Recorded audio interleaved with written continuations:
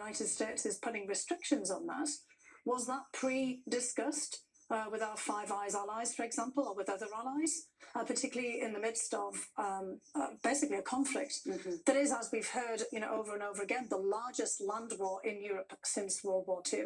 I mean, this is really unprecedented in terms of the actions of the United States in this regard, because it's not just affecting Ukraine. Again, it's having knock-on effects for all of our other allies who are directly affected, all of our European allies that are directly affected by this conflict. So President Trump said on Friday, when he was asked if this uptick in Putin's bombing was directly related to the U.S. halt. Here's what he said. I actually think he's doing what anybody else would do. I think he wants to get it stopped and settled, and I think he's hitting them harder than he's been hitting them. And I think probably anybody in that position would be doing that right now. Yet earlier in the day, the president had posted on social media he was considering possibly putting sanctions on Russia. That's a contradiction.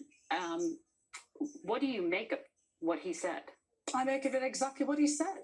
I mean, he's actually obviously putting himself in the shoes of Vladimir Putin and saying that if I were the aggressor, that's exactly what I would be doing if I wanted to make Ukraine capitulate.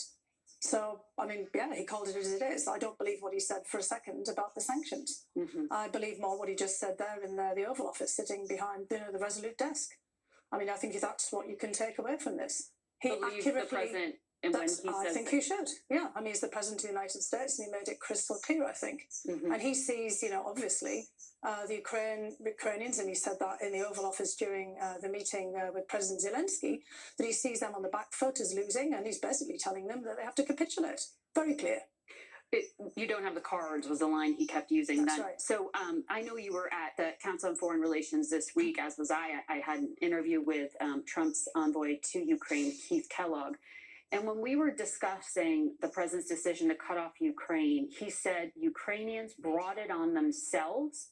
And the decision was like, quote, hitting a mule with a 2x4 across the nose. You got their attention. It's quite a statement, comparing our ally to a farm animal here that needed to be beaten. Do you think it was right to say the Ukrainian government, though, was just not getting it? Well, what they weren't getting is really what President Trump wanted directly from them, which was obviously to have President Zelensky make a personal agreement with him in the Oval Office in front of all the cameras to thank him profusely for all the aid that was already provided to Ukraine over successive administrations now, and basically to sign a deal on rare earths, minerals, and then basically leave immediately after that. And clearly, President Zelensky didn't really get that message. And I think there's a very important element here.